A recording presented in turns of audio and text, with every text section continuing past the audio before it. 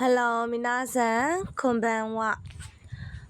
はいဒီနေ့ပြောချင်တာလေးကတော့ဒီတိုင်း ika ရဲ့ပေါ့နော်နောက်ဆုံး grammar pattern လေးတစ်ခုပါဒီမှာဆိုရင်grammar လေးတွေခွဲပြီးတော့တင်ခဲ့တာဒါဆိုနောက်ဆုံးပေါ့နော်ဒါပြီးသွားပြီဆိုလို့ရှိရင်အခန်း1ရဲ့ grammar ကုန်ပြီးသွားပြီပေါ့နော်ဒီမှာကျတော့ particle 3ပေါ့နော်ရှေ့မှာတောက်လျှောက် particle ဝကို particle ကိုဂျပန်လို joshi လို့ပြောတယ်ပေါ့နော် joshi ပေါ့နော်အဲ့ဒီ particle ဝလေးကိုတောက်လျှောက်သုံးခဲ့တာနေပြီးတော့ဒီမှာနောက် particle တစ်ခုထပ်တိုးလာပြီပေါ့နော် mo ဆိုတဲ့ particle mo လေးရဲ့အဓိပ္ပာယ်ကသူကဆိုလို့ရှိရင် level ဆိုပြီးတော့အဓိပ္ပာယ်ရတယ်ပေါ့နော် level ဆိုပြီးတော့အဓိပ္ပာယ်ရတယ်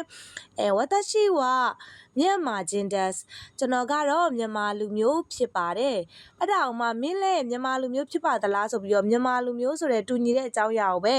ထပ်ပြောခြင်းတဲ့ခါမှာဆိုလို့ရှိရင်တူညီတဲ့အကြောင်းအရာတစ်ခုကိုပဲဖြစ်ဖြစ်တူညီတဲ့ကိစ္စရပ်တစ်ခုကိုပဲဖြစ်ဖြစ်နောက်တစ်ခေါက်ထပ်သုံးခြင်းတယ်ဆိုလို့ရှိရင် particle ဝကိုထပ်မသုံးရတော့ဘဲနဲ့ဝနေရာမှာမို့လေးကိုသုံးပေးရတယ်ပေါ့နော်ကျွန်တော်ကတော့မြန်မာလူမျိုးဖြစ်တယ်သင်လည်းပဲမြန်မာလူမျိုးဟုတ်ပါသလားဆိုပြီးတော့မြန်မာချင်းကိုထပ်သုံးမှာဖြစ်တဲ့အတွက်အနာတာဝမဟုတ်တော့ဘဲနဲ့အနာတာမို့မြန်မာချင်း des ကမင်းလည်းပဲမြန်မာလူမျိုးဖြစ်ပါသလားပေါ့နော်မေးလိုက်ပြီဆိုလို့ရှိရင်ဟုတ်ပြီ तू ကလည်းတယောက်ကလည်းသူ့ကိုသူ तू ကမြန်မာလူမျိုးပါမင်းရောမြန်မာလူမျိုးပါမင်းလည်းပဲမြန်မာလူမျိုးလားဆိုပြီးတော့ကိုယ်ကိုမေးလာပြီဆိုလို့ရှိရင်ကိုကပြန်ဖြေရတော့မယ်ပေါ့နော်ပြန်ဖြေရတော့မယ်ဆိုလို့ရှိရင်ကကြတော့မို့ကိုသုံးပြီးတော့မေးထားတဲ့မေးခွန်းကိုပြန်ဖြေမယ်ဆိုရင်ဟုတ်တယ်ဆိုရင် hi ပေါ့နော်မဟုတ်ဘူးဆိုရင် e နဲ့ပြန်ဖြေရမှာဖြစ်တဲ့အတွက်ကြောင့်မို့လို့မို့နဲ့မေးတဲ့မေးခွန်းကို hi နဲ့ဖြေမယ်ဆိုရင်အစာကြောင်းအစဆုံးပြန်ဖြေပေးပြီးတော့မှ particle မို့သုံးပေးရတယ်ပေါ့နော်ရှေ့မှာဆိုရင် particle ဝကိုသုံးပြီးတော့စာကြောင်းတွေမှာဆိုရင်အမေးစာကြောင်းတွေမှာဆိုရင် hi e နဲ့ပြန်ဖြေတဲ့အခါမှာ particle ဝရှိရဟာတွေကိုဘာမှပြန်ထည့်မဖြေရဘူးဟုတ်ပြီနော်ဒါပေမဲ့ particle မို့နဲ့မေးတဲ့စာကြောင်းတွေမှာဆိုလို့ရှိရင်တော့အဲ့လိုမဟုတ်ဘူးစာကြောင်းအစအဆုံးဟုတ်ရင်ဟုတ်တယ်မဟုတ်ရင်မဟုတ်ဘူးဆိုပြီးတော့စာကြောင်းအစအဆုံးပြန်ဖြေပေးရတယ်အဲ့ဒီအခါမှာဆိုလို့ရှိရင် hi နဲ့ဖြေတဲ့အခါမှာ particle မို့ကိုပဲပြန်သုံးပြီးတော့e နဲ့ဖြေတဲ့အခါမှာဆိုရင်တော့မို့ကိုသုံးလို့မရတော့ဘူး particle ဝကိုပြန်သုံးပေးရမယ်အဲ့ဒါလေးသတိထားမယ်နောက်တစ်ခုကကြတော့အင်္ဂလိပ်စာအခြေခံရှိတယ်ဆိုရင်သိပြီးသားပဲ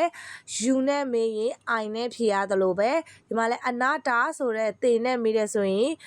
watashi နဲ့ပြန်ဖြေပေးရမယ်ပေါ့နော်အဲဒါကြောင့်မလို့အနာတာမို့မြန်မာချင်း des ကမင်းလည်းပဲမြန်မာလူမျိုးဖြစ်ပါသလားဆိုပြီးတော့မေးလိုက်တဲ့အခါမှာ